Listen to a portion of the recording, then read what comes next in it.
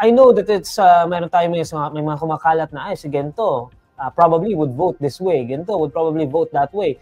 My question here, Senator Soto, is how do we make sure that this is not reduced to a mere political issue, rather make it about the people? Because after all, this should be about the people. So how do we make sure that this is not reduced to a mere politics?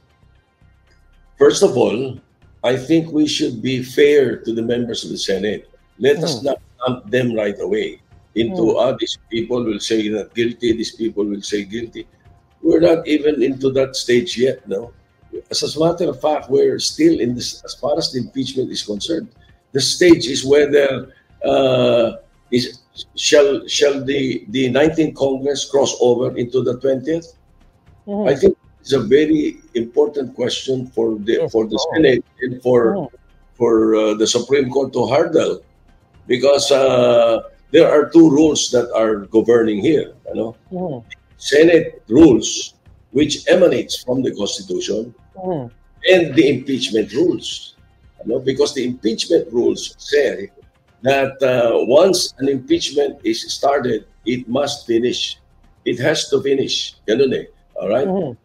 The Senate rules, which emanates from the Constitution, naman, says that upon adjournment sine die, everything dies. Everything in the calendar of the Senate dies. Kaya without die, kaya sine die.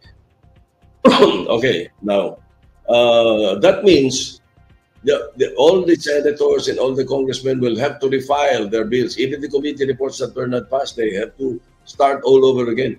That is the mandate of the Constitution. Eh? So, which one shall prevail? The impeachment rules or the Senate rules, which emanates from the Constitution? The impeachment rules emanated from the Senate, whose power came from the Constitution. Ako, dapat dun muna pag-usapan nila bago sila pumunta sa guilty and not guilty, or whether you have enough evidence on that. Eh? I think it's putting the cart before the horse.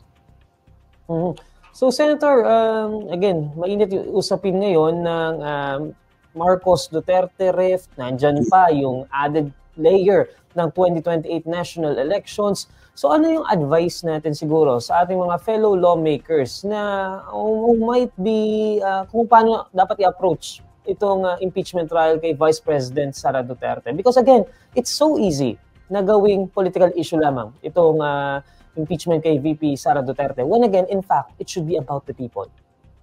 Well, of course, the best advice would be to buckle down to work and research and listen to the presentation. So what the prosecution or the defense would be saying, if we want to go into that type of into that topic, Neil, no,